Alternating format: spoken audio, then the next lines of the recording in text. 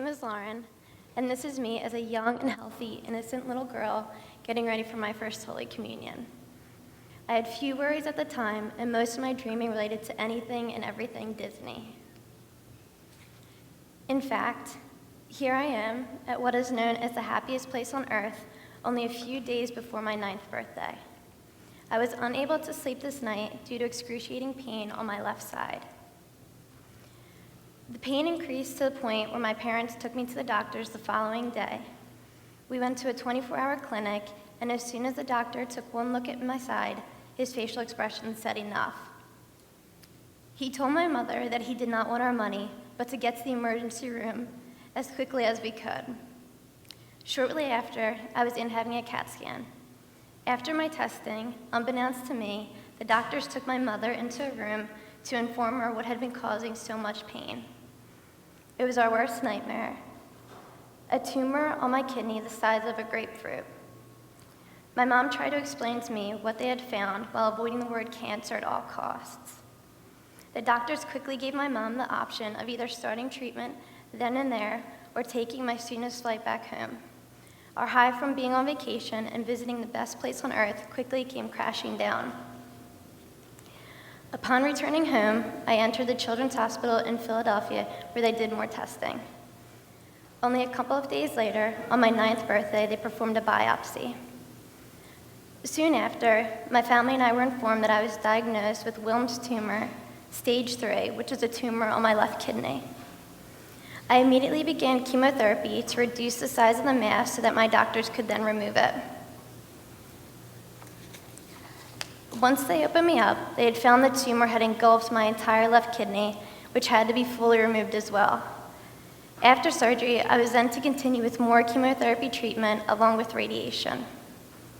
As you can imagine how scared I was at the age of 9, this experience led me to a new world full of passionate and loving people like my nurse, Christina. Never would I believe that people of this kind existed, especially in a hospital. Then I did what any 10-year-old cancer survivor would do and went back to what I still believed was the happiest place on earth, Disney World.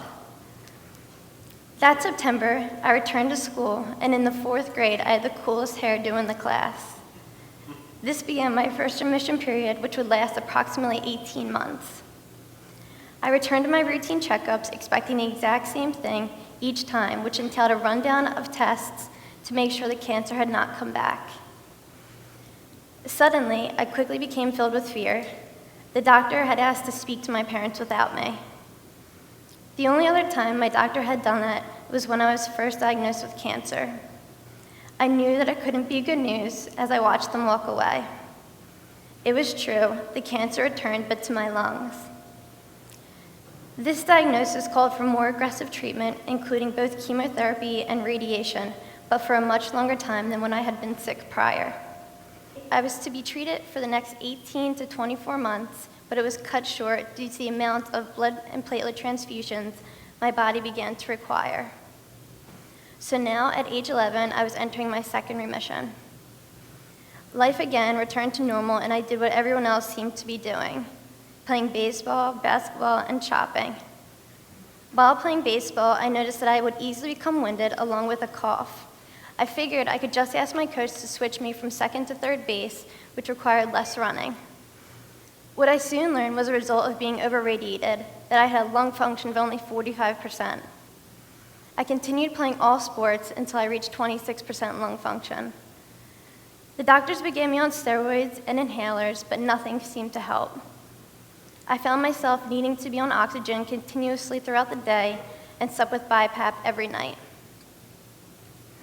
Over the next upcoming month, they continued to test my lung function, which had declined to 9%.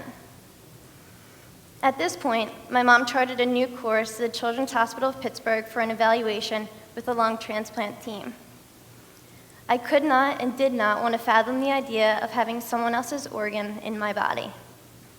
At the age of 14, I got to hear about all the pros and cons of lung transplantation, and I'll tell you, I vividly remember the cons way outnumbering the pros. I decided that I did not want to have the transplant. What I did want was Disney World, so off we went.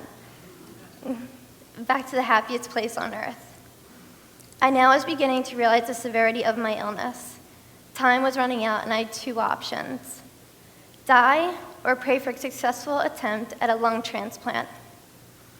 I ultimately conceded to the idea of having a transplant, but then was faced with convincing my dad, who felt the exact way I had when transplant was first brought up.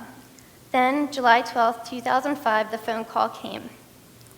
While standing in the shower at my home in Wildwood Crest, the phone rang, and my 9-year-old sister answered to hear the lady say, "Can you get your mom?"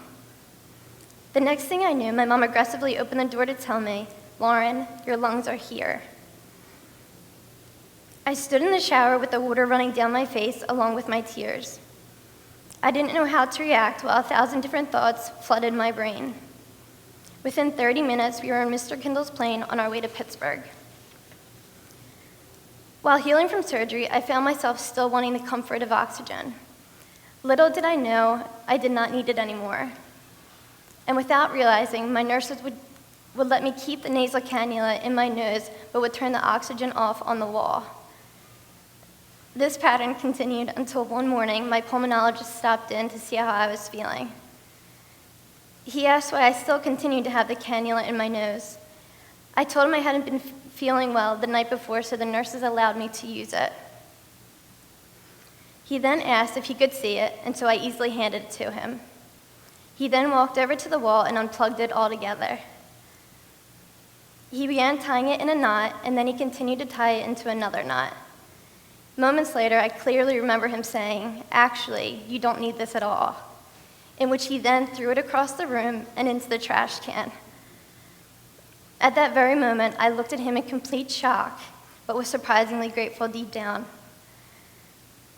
I have not used oxygen since. This gentleman, along with my oncology nurse, Christina, represent the definition of love and care for others. They have shown me the importance of life and that each one of their patients was not like any other. They loved us because we were their future and we deserved a second chance to live. To live without illness, doctor's appointments, and most importantly, without limitations.